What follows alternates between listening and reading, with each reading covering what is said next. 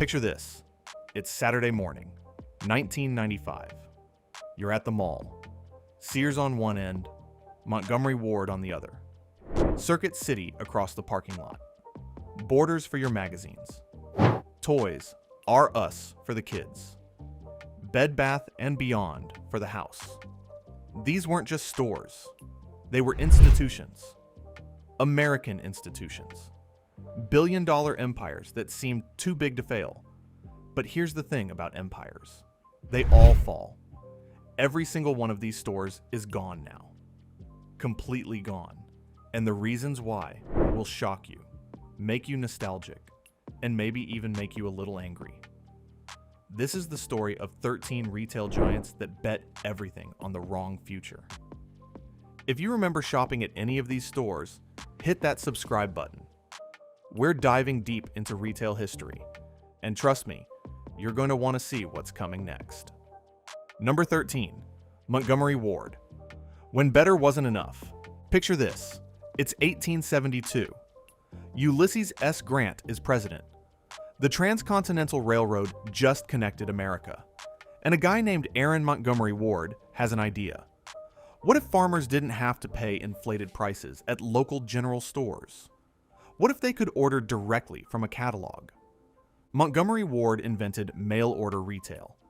They were Amazon before the internet, before computers, before electricity in most homes. The first catalog was a single sheet of paper with 163 items. By 1904, the catalog was 1,200 pages, 3 pounds of merchandise listings. Families in rural America waited for that catalog, like kids wait for Christmas morning. Montgomery Ward built an empire. At their peak, they had 800 stores across America. They sold everything. Furniture, appliances, clothing, tools, even entire houses. You could literally order a house from Montgomery Ward, and they'd ship you all the materials to build it. But here's where it gets interesting. Montgomery Ward made a catastrophic decision in the 1990s. They decided to close their catalog business. The very thing that made them successful. The very thing that differentiated them from every other department store. They killed it. Why? Because they thought the future was in physical stores. They thought malls were forever. They thought people would always want to drive to a store, walk around, and buy things in person. They were wrong. By the late 1990s, Montgomery Ward was hemorrhaging money. Competition from Walmart and Target crushed them. The rise of the internet made their decision to kill the catalog look even worse. In 2000, they filed for bankruptcy. In 2001, after 128 years in business, Montgomery Ward closed every single store. The company that invented mail order retail died just as mail order retail was being reborn online. The irony is almost painful. Number 12, Ames Department Stores, the discount king that couldn't compete. Ames was the Walmart before Walmart dominated America. Founded in 1958, they built their empire in small towns and rural areas across the Northeast and Midwest. The strategy was simple. Go where the big boys won't. Set up shop in towns too small for Sears or JCPenney. Offer everyday low prices. Become the only game in town. And it worked. By the 1980s, Ames had over 400 stores. They were pulling in billions in revenue. They were the third largest discount retailer in America. Then they made the mistake that kills most retail empires. They got greedy. In 1988, Ames bought Zayre, a struggling discount chain with 392 stores. Overnight, Ames nearly doubled in size. On paper, it looked brilliant. In reality, it was a disaster. The Zayre stores were in terrible condition. The inventory systems didn't match. The corporate cultures clashed. Ames couldn't integrate the acquisition fast enough. Within 2 years, Ames filed for bankruptcy. They closed 221 stores. They laid off thousands of workers. They barely survived. But they did survive. For a while. Through the 1990s, Ames limped along, trying to compete with Walmart's relentless expansion. But Walmart was too big, too efficient, too ruthless. Every time Ames tried to lower prices, Walmart went lower. Every time Ames opened a new store, Walmart opened 3. In 2002, Ames filed for bankruptcy again. This time, there was no recovery. All 327 remaining stores closed. 44 years of retail history, gone. The lesson? You can't out-Walmart Walmart. And if you try, you'll die trying. Number 11. Circuit City, the electronics giant that forgot about the internet. Let's talk about Circuit City. In the 1990s and early 2000s, if you wanted electronics, you went to Circuit City. They were everywhere. Big box stores with that distinctive red and white logo. Rows and rows of TVS, stereos, computers, cameras.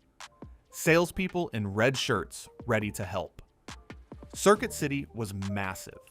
At their peak, they had over 700 stores and 60,000 employees. They were pulling in $12 billion a year. They invented the big box electronics store format. Best Buy copied them. But Circuit City made a series of catastrophically stupid decisions that destroyed the company. First, in 2003, they stopped paying commissions to their salespeople. They switched to hourly wages. Sounds reasonable, right? Wrong. Their best salespeople quit immediately. Customer service tanked. Sales dropped. Then, in 2007, they fired 3,400 of their highest paid hourly workers. Not because they were bad at their jobs, because they made too much money. Circuit City literally fired their most experienced, most knowledgeable employees to save a few bucks an hour.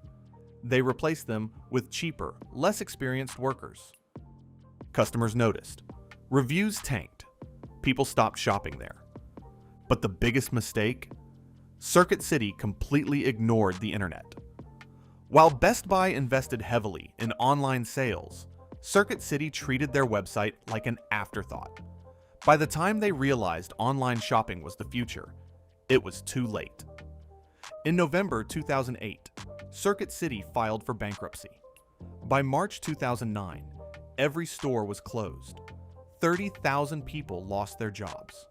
The company that pioneered big box electronics retail was dead. Today, the Circuit City brand is owned by a company that uses it for online sales. But the stores, gone. The legacy? A cautionary tale about arrogance and short-term thinking. Number 10. Linens and Things, the home goods store that couldn't compete with coupons. Linens and Things was the other home goods store. You know, the one that wasn't Bed Bath and Beyond. And that was kind of the problem. Founded in 1975, Linens and Things sold exactly what the name suggests. Linens and things. Bedding, bath items, kitchen gadgets, home decor. They had over 500 stores across the country. They were doing fine. But they were always in Bed Bath and Beyond's shadow. And Bed Bath & Beyond had a secret weapon. Those 20% off coupons. You know the ones. They came in the mail every week. You could use multiple coupons in one transaction. You could use expired coupons. Bed Bath & Beyond trained an entire generation of Americans to never pay full price. Linens and Things tried to compete. They sent out coupons too. They lowered prices. They remodeled stores. But they could never quite catch up. Then came the 2008 financial crisis. Credit dried up. Customers stopped spending. Linens and Things, already struggling, couldn't survive. In May 2008, they filed for bankruptcy. By February 2009, every store was closed. The brand still exists online, but the physical stores? Gone. Another victim of the retail apocalypse. Number 9. Mervyn's, the California department store that expanded too fast. Mervyn's was a West Coast institution. Founded in 1949 in California, They were the middle-class department store. Not as fancy as Macy's, not as cheap as Kmart. Just right for families who wanted decent quality at reasonable prices. For decades, Mervyn's thrived. They expanded across the West Coast and into the Midwest. By the 1980s, they had nearly 300 stores. They were pulling in billions in revenue. Then Target bought them in 1978. Then Target sold them in 2004 to a group of private equity firms. And that's when things went bad. Private equity did what private equity does. They loaded Mervyn's with debt. They sold off the real estate and made Mervyn's pay rent on stores they used to own. They extracted every dollar they could. Mervyn's couldn't survive. The debt was too much. The rent was too high. Competition from Target, Walmart, and Kohl's was too intense. In 2008, Mervyn's filed for bankruptcy. All 177 remaining stores closed. Thousands of people lost their jobs. Another American retail brand, dead. The lesson: private equity kills retail. Every time. Number 8. Borders. The bookstore that bet against the internet. Borders was the thinking person's bookstore. While Barnes & Noble felt corporate, Borders felt like a place where book lovers worked. The staff actually read books. They could recommend titles. The stores had coffee shops and comfortable chairs. You could spend hours there. At their peak, Borders had over 650 stores and 19,500 employees. They were the second largest bookstore chain in America. But Borders made one catastrophically stupid decision that killed the company. In 2001, Borders outsourced their online sales to Amazon. Read that again. Borders, a bookstore, gave their online business to Amazon, an online bookstore. Instead of building their own e-commerce platform, they literally handed their customers to their biggest competitor. For years, if you went to Borders.com, you were redirected to Amazon. Borders got a small cut of the sales, but Amazon got the customer data, the relationship, the future. By the time Borders realized their mistake, it was too late. Amazon owned online book sales. The Kindle was destroying physical book sales. Borders was bleeding money. In February 2011, Borders filed for bankruptcy.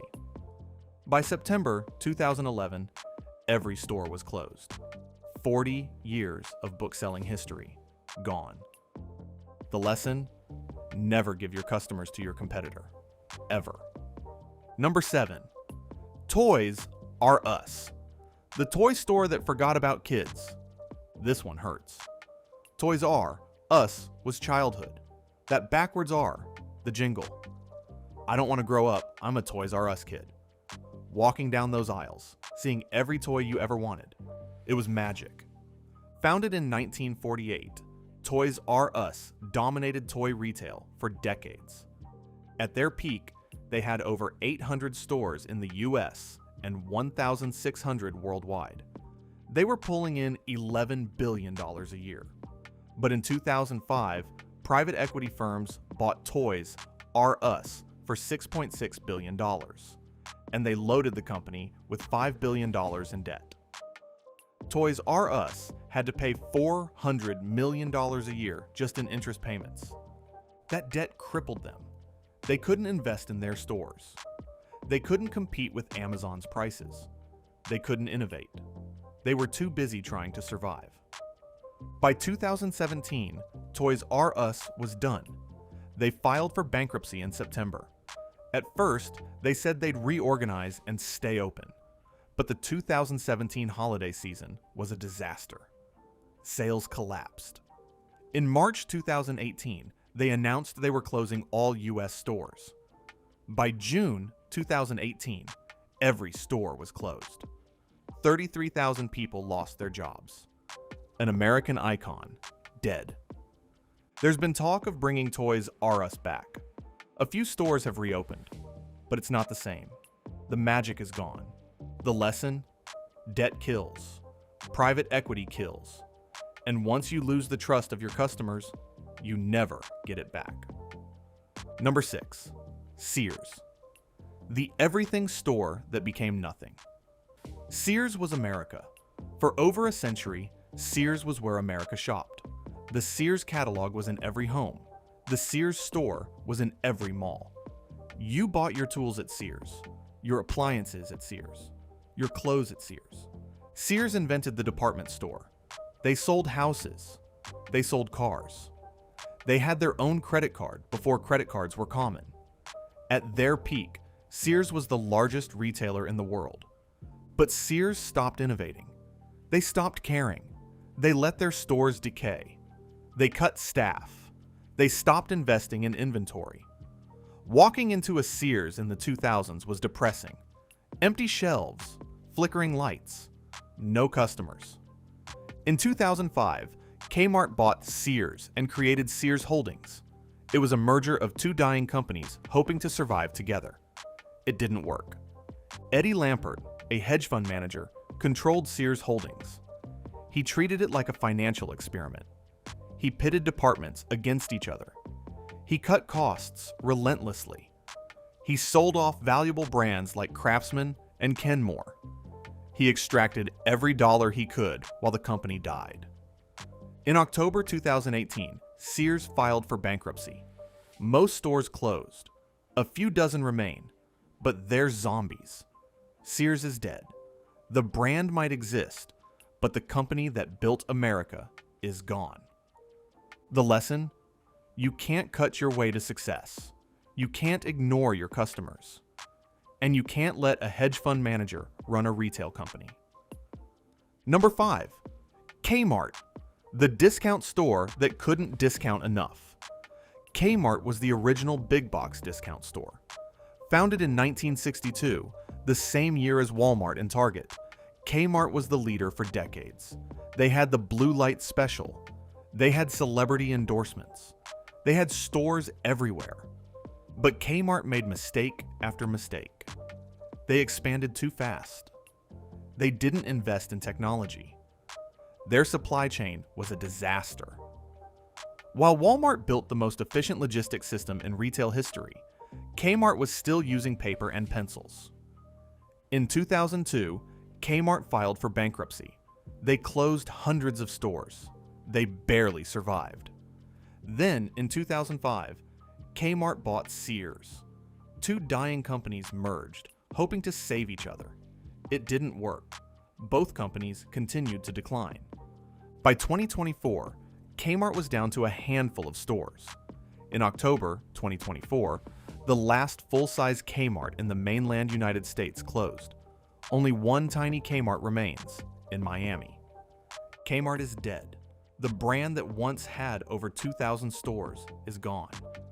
The lesson? Efficiency matters. Technology matters. And if you fall behind Walmart, you never catch up. Number 4. EJ Corvette, the discount pioneer that pioneered itself to death. Most people under 50 have never heard of EJ Corvette. But in the 1950s and 1960s, they were revolutionary. They were the first true discount department store. They sold everything at low prices. Appliances, clothing, furniture, electronics. They undercut everyone. EJ Corvette grew fast. Too fast. By the late 1960s, they had over 50 stores across the East Coast and Midwest. But they expanded faster than they could manage. Quality control suffered. Customer service tanked. Profits disappeared. In 1980, EJ Corvette closed for good. They were the pioneers of discount retail, but they couldn't survive the competition they inspired. The lesson? Being first doesn't guarantee success. Execution matters more than innovation. Number 3. McCrory Stores, the five and dime that time forgot. McCrory stores were the original variety stores. Founded in 1882, they sold a little bit of everything at low prices. For decades, McCrory's was a fixture on main streets across America. But the world changed. Walmart and Target offered more selection and lower prices. Dollar stores offered even cheaper options. McCrory's couldn't compete. By the 1990s, McCrory stores were dying. They filed for bankruptcy multiple times. In 2002, the last stores closed. 120 years of retail history gone. The lesson? Adapt or die. McCrory's didn't adapt. Number 2. Hills Department Stores, the regional chain that couldn't go national. Hills was a discount department store chain based in Massachusetts. They had stores across the Northeast and Midwest. They were doing fine, serving their regional market. But in the 1990s, Walmart and Target expanded aggressively. Hills couldn't compete. In 1998, Ames bought Hills. In 2002, Ames went bankrupt and closed all stores, including the former Hills locations. Hills is gone. Another regional chain crushed by national competitors. The lesson? Regional chains can't survive in a national market dominated by giants. Number 1. Bed Bath & Beyond, the coupon empire that collapsed overnight. This one is recent. This one still stings. Bed Bath & Beyond was an American institution. Those 20% off coupons were everywhere. In your mailbox, in your email, in your junk drawer. You never paid full price at Bed Bath & Beyond. Never. At their peak, Bed Bath & Beyond had over 1,500 stores. They were pulling in $12 billion a year. They were the place for home goods, towels, sheets, kitchen gadgets, storage solutions, everything you needed for your home. But Bed Bath & Beyond made critical mistakes. They didn't invest in their website. They let Amazon eat their lunch. They kept opening stores even as foot traffic declined. They hired consultants who didn't understand retail. Then came the pandemic. Online shopping exploded. Bed Bath & Beyond wasn't ready. Sales collapsed. Debt piled up. In 2022, Bed Bath & Beyond started closing stores. Lots of stores. By early 2023, it was clear they were dying. In April 2023, they filed for bankruptcy. By June 2023, every store was closed. 50 years of retail history, gone in months. Those famous 20% off coupons became worthless paper. Thousands of people lost their jobs. The brand was bought by Overstock.com and now exists online only. But the stores, the experience, the coupons, gone forever. The lesson? Even the strongest brands can die. Even companies that seem invincible can collapse. And when they do, it happens fast. 13 stores, hundreds of billions in revenue, millions of employees, generations of loyal customers, all gone. These weren't small businesses that couldn't compete. These were titans of American retail. They had every advantage: money, brand recognition, customer loyalty, real estate, infrastructure. But they all made the same mistakes. They stopped innovating. They ignored the internet. They got greedy. They got complacent. They forgot that customers have choices.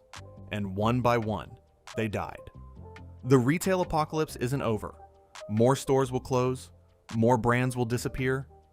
The future of shopping is changing faster than ever. But here's the thing. These stores didn't have to die. They chose to die. They chose short-term profits over long-term survival. They chose to ignore the warning signs. They chose to believe they were too big to fail. They were wrong. If you remember shopping at any of these stores, drop a comment and tell me which one you missed the most. And if you want to see more videos about the rise and fall of American brands, hit that subscribe button and check out this video where we break down the companies that survived when everyone thought they'd fail. Thanks for watching.